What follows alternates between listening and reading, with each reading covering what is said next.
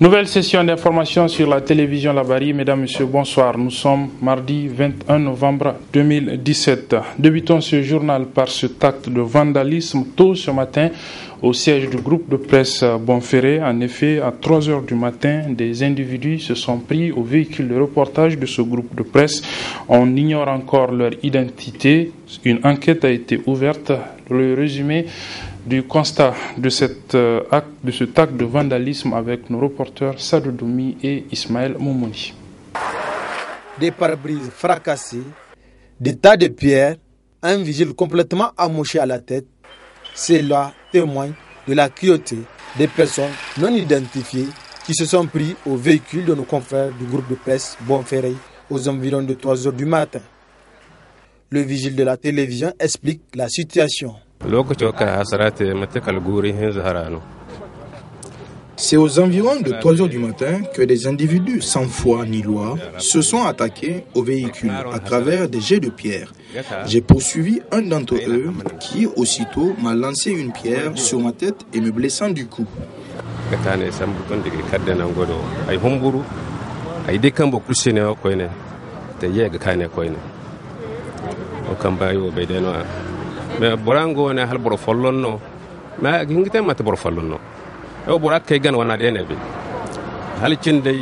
Comme je suis seul, j'ai plus poursuivi cet individu, je suis resté surveiller l'entrée de la télé. Ceux qui ont fait ça ne sont pas des enfants, même si j'ai pas pu voir leur visage.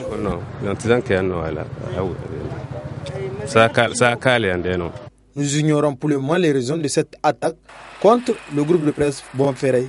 Ce qui est sûr, cette attaque est ciblée car seuls les véhicules de la télé ont été amochés alors que d'autres véhicules sont restés intacts sans aucune égratignure. Pourquoi avoir porté atteinte au groupe de presse Bonferré? L'enquête nous le dira. Voilà, l'enquête nous dira, et puisque le groupe de presse Bonferré a décidé de porter plainte contre X ici au niveau du groupe de presse Labari, le directeur général au nom de l'ensemble du personnel apporte leur soutien au groupe de presse Bonferré dans le dénouement de cette affaire. C'est un autre fait de l'actualité du jour, la démission du président zimbabwéen Robert Gabriel Mugabe, qui était au pouvoir depuis 1980.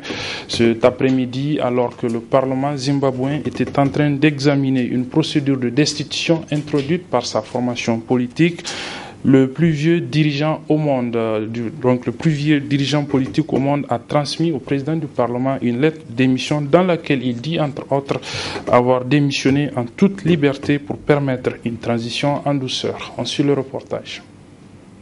Une session extraordinaire pour réussir par voie légale, là où les manifestants et l'armée ont échoué. Après 37 ans de pouvoir, le plus vieux dirigeant au monde, Robert Mugabe, 93 ans, a pris le Parlement de court. Dans une lettre, il annonce sa démission pour une transition qu'il veut pacifique. J'ai reçu, conformément à la Constitution, une lettre du président Robert Mugabe, daté du 21 novembre 2017.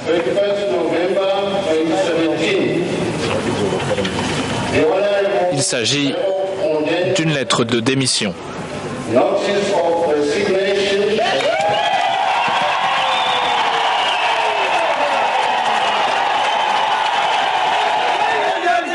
Immédiatement, la nouvelle est accueillie par des cris de joie dans les rues d'Harare. Le dictateur est enfin parti. Je suis très content de ce qui vient de se passer. Plus tôt dans la journée, l'opposition avait appelé à l'unité de tous bords politiques. J'appelle la ZANU-PF et tout le monde à se rassembler pour bâtir un Zimbabwe dont nous serons fiers et qui suscitera l'admiration. Tout avait commencé quand, sous la pression de sa femme Grace, qui souhaitait succéder à son mari, Robert Mugabe avait limogé son vice-président Emmerson Mnangagwa. faisant ainsi monter au créneau les membres de son propre parti et l'armée qui a pris le contrôle du pays la semaine dernière. Ce week-end, les événements se sont accélérés. Dimanche, la ZANU-PF avait démis Robert Mugabe de son poste à la tête du parti, lui laissant jusqu'à lundi midi pour démissionner de la présidence du pays, faute de quoi la procédure de destitution serait enclenchée. Emerson Mnangagwa devrait être de retour au Zimbabwe pour prendre la tête du pays dès ce mercredi. Voilà, voyons à présent dans cet autre reportage toujours de France 24 qui est Robert Gabriel Mugabe, l'homme qui a donc conduit le Zimbabwe à l'indépendance. Robert Mugabe a grandi dans l'ex-Rhodésie britannique. Il est enseignant. Quand il entre en politique, voilà l'une de ses toutes premières déclarations. The Europeans in the country must regard themselves as citizens of the country, and they count only for one. Each of them counts for one. Le ton est donné. Les émeutes raciales se multiplient et Mugabe se radicalise. Le Premier ministre Ian Smith l'emprisonne pendant 10 ans. Il se tourne vers la lutte armée. Celui qui a mené la guérilla contre le régime blanc de Salisbury est considéré à l'indépendance en 1980 comme le libérateur. Mais la libération tourne très vite en guerre civile entre anciens alliés. Dans le Matabeleland, la répression fait plus de 20 000 victimes. Des massacres ethniques dont Mugabe et ses chefs militaires n'ont jamais voulu répondre. En 20 ans, l'économie s'écroule. Sur le plan économique, la plupart des gens le qualifieraient d'illettré. Pour rester au pouvoir, Mugabe joue en 2000 la carte populiste. Il nationalise les terres, exproprie les fermiers blancs. Et plus il se sent isolé par la communauté internationale, plus il s'en prend à ses anciens colonisateurs. The British cannot teach us democracy because we taught them democracy here in Zimbabwe through the barrel of the gun. Mugabe emporte les élections de 2002 dans un climat de violence. Celle de 2008 se déroule sous fond d'hyperinflation, à 10 chiffres. Le pays s'enfonce dans la crise. L'ex-secrétaire général des Nations Unies, Kofi Annan, lui propose de prendre sa retraite. Il refuse, puis accepte à contre-cœur un partage du pouvoir avec le chef de l'opposition, Morgan Tsvangirai, en 2009. Mugabe n'est pas seulement le président, c'est une institution qui a géré le pays pendant 30 ans. Morgan Tsvangirai n'a jamais vraiment pu gouverner. Robert Mugabe s'est déclaré président à vie, incapable de préparer une quelconque succession. La vidéo diffusée il y a une semaine de cela par la chaîne américaine CNN montrant une vente aux enchères des migrants sur le territoire libyen continue de susciter des réactions. Hier, c'est la représentation diplomatique libyenne dans notre pays qui était face à la presse pour expliquer la situation. Le résumé avec nos reporters Sadou Doumi et Asmaou Seydou. Suite à la vidéo relative à l'exploitation des migrants par des criminels et des faibles d'esprit pour des travaux d'avertissement en Libye, objet de cette déclaration de l'ambassade libyenne au Niger. Nous n'avons pas assez de mots pour qualifier de tels actes et de tels agissements. Maintenant, il faudrait aller au-delà de ça et faire des vérifications. La Libye a ouvert officiellement une enquête. Et disons a mis les moyens pour clarifier au cas où il y a des agissements qui sont contraires à la loi et à au droit international et au droit de l'homme, comme tous les pays qui nous entourent, où les événements de printemps arabe sont passés. Et parfois nous avons des difficultés. La Libye, parfois, a des difficultés à contrôler ce flux migratoire et certaines zones, désertiques et tout ça. Donc, ça fait qu'il s'agit des réseaux criminels transfrontaliers, qui profitent. Ces réseaux, ces criminels n'ont pas de religion, n'ont pas de couleur, n'ont pas de nationalité. Ça, c'est clair. Leur seul but, c'est l'argent. Par la suite, le ministère des Affaires étrangères de la Libye invite la communauté internationale de traiter le problème à la source, de faire des investissements dans les pays d'origine de l'immigration et simplement, collectivement, une approche collective et non pas par une approche sécuritaire, simplement. L'approche sécuritaire est importante, c'est-à-dire il faut chercher les coupables et les transmettre à la justice et ils vont subir donc la loi et il faut vérifier chaque allégation ou chaque phénomène ou chaque diffusion ou chaque témoignage de faire en sorte qu'on n'arrive pas, disons, à mettre en danger l'image d'un peuple tout entier. Enfin, le ministère des Affaires étrangères, tout en mentionnant ce qui précède, attire l'attention sur le danger que constitue la situation qui prévaut actuellement en Libye, où les bandes de criminels exploitent un contexte d'absence de la responsabilité collégiale commune pour obtenir des ressources de financement des plans criminels et terroristes. La conférence nationale des kinésithérapeutes du Niger a ouvert ses travaux ce matin au niveau de Africa Hall. C'est une activité de l'association nigérienne des kinésithérapeutes, une jeune association qui œuvre pour la promotion de cette spécialité paramédicale. Elle organise donc cette conférence des kinésithérapeutes avec l'appui de ses partenaires. Suivons le résumé de l'ouverture de cette conférence dans ce reportage de Soumaïla Abdoulaye et Nafissa Hassan. La présente cérémonie marque l'ouverture de la première conférence nationale des kinésithérapeutes du Niger placée sous le thème « Le mal du dos, une approche pluridisciplinaire ». Cette initiative de l'Association des kinésithérapeutes du Niger en partenariat avec l'USAID a pour objectif de renforcer les capacités des kinésithérapeutes. L'Association des kinésithérapeutes du Niger est une jeune association qui a vu le jour en 2010. Elle compte environ 65 kinésithérapeutes pour une population nigérienne estimée à 18 millions d'habitants. Ainsi, depuis sa reconnaissance officielle en 2011, l'AKN a toujours œuvré pour la promotion de la profession. Elle s'est attelée à la sensibilisation du personnel médical d'abord et ensuite à la sensibilisation de toute la population en général sur l'apport et la complémentarité de la kinésithérapie dans la prise en charge de qualité du patient.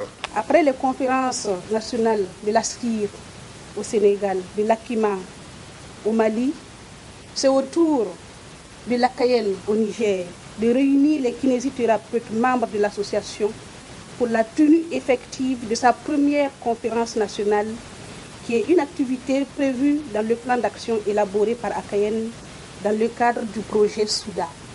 Il s'agit ainsi pour le projet Souda d'apporter une réponse à un besoin de professionnalisation et de renforcement des soins de réadaptation dans les pays en développement et particulièrement ceux touchés par les conflits. Présent pour la circonstance, le secrétaire général adjoint du ministère de la Santé publique réitère la disponibilité de son département ministériel à accompagner ce genre d'initiative. Votre association, née il y a quelques années, prouve en organisant des activités de cette envergure que la promotion de la kinésithérapie est sur la bonne voie.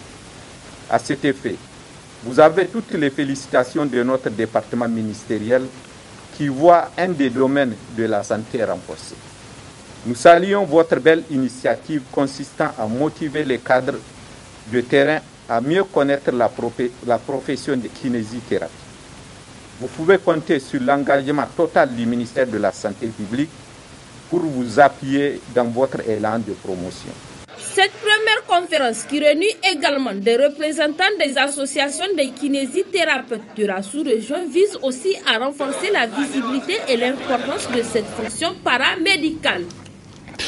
Dans le secteur de la santé, toujours la situation des agents de santé de terrain qui accumulent 2 mois d'arriérés de salaire est en passe d'être réglée. C'est en tout cas l'annonce faite hier par le secrétaire général du ministère de la Santé publique, et ce, après que le syndicat de ces agents soit récemment monté au créneau pour dénoncer cet état de fait. Ibrahim Abdou et Ariata Salah.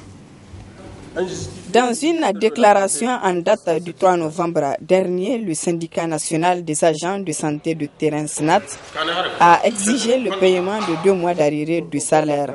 Ils sont en effet plus de 500 000 contractuels qui végètent dans cette situation. Le ministère de la Santé publique a pris les choses en main en épongeant les 2 mois d'arriérés. Il y a quelques mois, il y a eu quelques difficultés connues par rapport à la paye de ces agents contractuels, surtout notamment pour le mois de juillet, août, je crois, il y a eu quelques difficultés. Et ces difficultés sont en train d'être pratiquement résolues. Nous, devant cette situation, étant les premiers utilisateurs des services ou de ces contractuels, j'allais dire, face à la situation, nous nous sommes dit, si rien n'est fait, effectivement c'est la catastrophe, le système va s'écrouler parce qu'ils tiennent l'essentiel de nos formations sanitaires. Donc raison pour laquelle le ministère de la Santé n'a pas attendu que la situation se complique, que la situation s'empire. Nous avons immédiatement saisi le ministère des Finances. Nous avons envoyé un courrier au ministère des Finances pour rappeler l'urgence et la nécessité, effectivement, de résoudre cette situation au risque de faire souffrir le système de santé. Nous avons demandé à toute une région de santé publique pour nous donner la situation, pour que les 4 mois, d'abord les 2 mois d'arrêt, septembre, octobre, et les 2 mois à venir, novembre, décembre, soient rapidement épongés. Pour régler définitivement le problème de paiement de salaire des contractuels de la santé, une ligne budgétaire sera créée au ministère de la Santé publique en 2018, à en croire le secrétaire général du ministère. Au-delà de cette situation que nous avons transmise au ministère des Finances, Son Excellence, Monsieur le Président de la République, a également donné instruction pour que cette situation soit réglée définitivement. Définitivement, comment en créant une ligne budgétaire, cette fois-ci au ministère de la Santé publique. Donc ça revient au ministère de la Santé publique, le premier utilisateur, de prendre en charge ces agents de santé contractuels. Donc nous avons là également écrit au ministère des Finances pour solliciter la création de cette ligne budgétaire qui est obtenue pour le budget 2018. C'est pour vous dire qu'on est soucieux de l'avenir de ces contractuels. Les contractuels de la santé représentent plus de 80% du personnel soignant et dont la majorité exerce en milieu rural. Le Niger à la recherche de financement de sa stratégie de finances inclusive de la période 2015-2019. Une rencontre a organisé à cet effet ce matin à la salle Margou de l'hôtel Gawé de Niamey. Les responsables du ministère en charge de l'économie et des finances et les partenaires du Niger. Ibrahim Abdou et Nafissa Yahya nous résument. Le présent atelier qu'organise le ministère des Finances en collaboration avec le Fonds d'équipement des Nations Unies UNCDF rentre dans le cadre de la recherche du financement de la stratégie nationale de finances inclusive SNFI 2015-2019. Une stratégie qui s'inscrit dans un contexte où le Niger fait face à de nombreux défis de développement. Pour traduire en actes concrets cette volonté politique du président de la République, mon département ministériel a élaboré, avec l'appui du Programme des Nations Unies pour le développement et du Fonds d'équipement des Nations Unies, un document de stratégie nationale de la finance inclusive dont l'adoption par le gouvernement est intervenue par décret pris en Conseil des ministres le 29 juillet 2015. L'objectif principal de cette stratégie est de permettre aux populations exclues du système bancaire classique et celles qui sont économiquement vulnérables, notamment les femmes et les jeunes, d'accéder à des services financiers diversifiés, innovants, de qualité et à un moindre coût. C'est le lieu de saluer l'accompagnement technique et financier du Fonds d'équipement des Nations Unies et du PNUD, notamment dans la préparation de cette stratégie et de l'organisation de la présente rencontre. Une réunion au sortir de laquelle le secrétaire exécutif chargé de la stratégie a fait une brève présentation de la SNFI avant d'exposer les résultats obtenus à la fin de cette réunion. Ce qui était ressorti au niveau donc de cet exposé, le coût de la stratégie est de 34 milliards 500 millions. Et à cette date, donc, en termes de mobilisation des ressources, devant rentrer dans la mise en œuvre de cette stratégie, il a été donc mobilisé plus de 14 milliards de francs CFA, dont une grande partie sous forme de lignes de crédit, près de 10 milliards, et les 4 milliards sous forme de fonds de garantie et d'appui de renforcement des capacités. Ce qui constitue donc une avancée très significative dans le cadre de la mise en œuvre de cette stratégie. Je vous dis, c'est une stratégie qui a été adoptée en juillet, le 29 juillet 2015. Et l'objectif recherché de cette stratégie, c'était de fournir aux populations qui sont exclues du système bancaire, de leur fournir des ressources, des produits de proximité. Cet atelier, qui a réuni plusieurs partenaires techniques et financiers du Niger, a pris fin sur une note de satisfaction. La prochaine mise en œuvre de la stratégie nationale d'inclusion financière se tiendra en décembre 2017 à Paris au cours d'une table ronde sur les PDES. L'atelier de formation sur la finance publique organisé par le réseau des organisations pour la transparence et l'analyse budgétaire, l'Eurotab, à l'intention des hommes de médias et des acteurs de la société civile, a pris fin vendredi dernier à Zender sur une note générale de satisfaction. Le résumé avec notre reporter Ismaël Moumouni sur des images de la télévision privée basée à Zender, Gaskia TV. Après 12 heures d'intenses travaux, les participants à l'atelier se réjouissent de la qualité des formations reçues sur les questions liées au budget.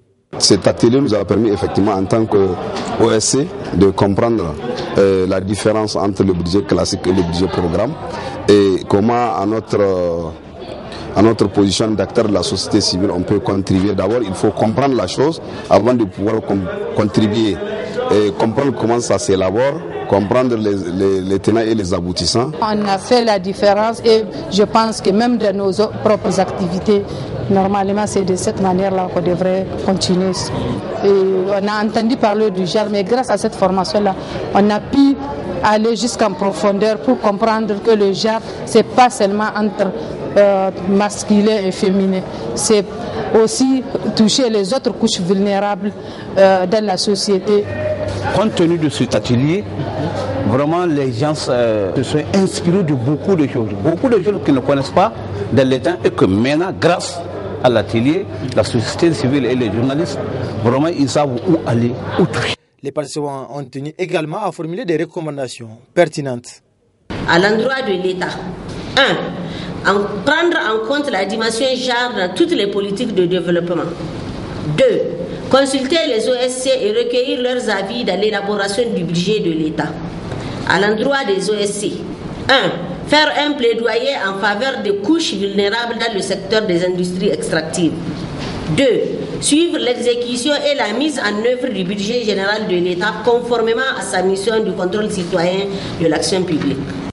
Le président du conseil régional de Zander salue cette initiative du RETAB avant de revenir sur la sanction du Niger par l'ITE. Le travail que vous faites est un travail extrêmement important dans le sens de renforcer les structures démocratiques, dans le sens de cultiver l'instinct démocratique au niveau de la population et dans le sens d'amener les pouvoirs publics à se conformer à ces exigences de la bonne gouvernance. Notre pays vient d'être suspendu de l'ITE, ce qui n'est pas une bonne chose.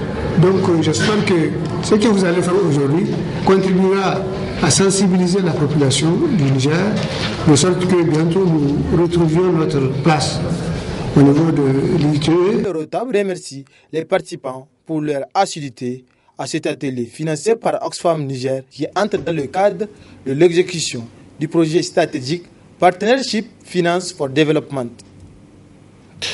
Autre clôture toujours en région, c'est celle du Forum national de la jeunesse organisé par l'OJL. L'OJL, c'est l'organisation des jeunes Lumana, le principal parti de l'opposition. Le forum a duré 2 jours et a permis aux participants de passer en revue leur rôle dans le jeu politique actuel, mais de façon générale dans la vie sociopolitique de notre pays. C'est sur un sentiment de satisfaction qu'au terme de 2 jours, le Forum national des jeunes Lumana a pris fin à Maradi, le lieu pour le président de l'organisation des jeunes Lumana d'exprimer à la coordination régionale et à l'organisation régionale des jeunes de Maradi toute sa gratitude. Je voudrais à votre nom, à tous, exprimer ma gratitude à la coordination régionale et à l'organisation régionale des jeunes de Maradi pour la bonne organisation et l'impressionnante mobilisation dont l'ampleur n'a d'égal que l'engagement des jeunes, la formation des jeunes, le développement efficient de notre organisation des jeunes Lumana revêtent un caractère prioritaire et fondamental dans notre mission de veille et de mobilisation et d'animation du parti. Il est aujourd'hui légitime, particulièrement pour nous les jeunes, de nous poser la question suivante. Où va le Niger? L'occasion également de revenir sur, selon lui, certains déboires du régime actuel. C'est un véritable cauchemar que vivent les Nigériens depuis l'accession au pouvoir d'Issoufou Mahamadou et son clan et de la mise en œuvre de leur programme satanique dit de renaissance. L'échec de Mahamadou Issoufou est reconnu désormais par tous. Des institutions républicaines discréditées. La fonction publique est politisée et banalisée. L'économie est moribonde. L'éducation est détruite. La santé n'est plus pour tous. La sécurité de notre pays est compromise. Nous lançons ici un appel solennel à tous les démocrates sincères, à tous les citoyens épris de paix et de justice à se joindre à nous pour dire non à la loi de finances 2018, non à la mauvaise gouvernance de Issoufou Mahamadou et de son clan. L'organisation des jeunes Lumana fait le serment solennel ici à Maradi d'être à l'avant-garde du combat patriotique que mène notre parti, ses alliés et toutes les forces vives de la nation pour la restauration de la démocratie et la défense de la République. En amont, déjà lors de l'ouverture de ce forum qui aura duré 2 jours, une militante de choix en la personne de Hajia Hawa a tenu à aller de sa contribution au rayonnement du parti en offrant 1000 exemplaires d'un livre intitulé « Le rôle de la jeunesse dans l'avenir du Niger ». Voilà, nous vous proposons justement de revenir sur la cérémonie d'ouverture de ce forum organisé par les jeunes, l'organisation donc des jeunes Lumana, donc le regroupement des jeunes du parti, du principal parti de l'opposition, ce forum qui a eu lieu donc à Maradi. C'est en présence de représentants des partis amis, partis du bureau politique et autres militants et militantes du parti Lumana Africa qu'a eu lieu cette ouverture du Forum national des jeunes Lumana organisé par l'organisation des jeunes Lumana à Maradi. Ce forum est organisé pour approprier les objectifs de l'idéologie, la doctrine du parti, du système politique et l'environnement international, ainsi que le renforcement de nos capacités quant à l'exercice de la parfaite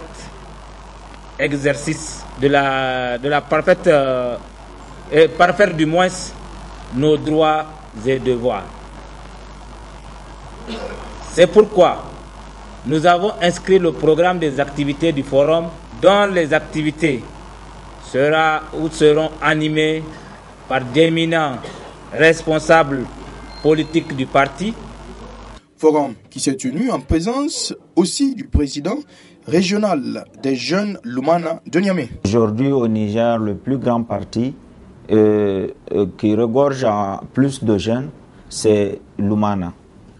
Et le plus grand parti qui a aussi des jeunes intellectuels réfléchis, et je peux aussi vous dire que, sans me tromper, que c'est Lumana. Donc c'est dans ce sens que nous avons poussé des réflexions qui nous ont permis d'organiser ce forum ici à Maradi, zone bien choisie, qui est en train de se tenir actuellement, se dérouler dans les bonnes conditions prévues. Au cours de ce forum, 2 conférences ont été animées par d'éminents conférenciers sur le thème « Jeunesse et engagement politique » et c'est du 17 au 18 novembre 2017. Voilà, et c'est sur ce que se referme cette édition, mesdames, messieurs. Merci de l'avoir suivi. Merci également aux équipes techniques et rédactionnelles qui m'ont aidé à présenter ce journal. Les programmes se poursuivent sur la télévision Labari. Au revoir.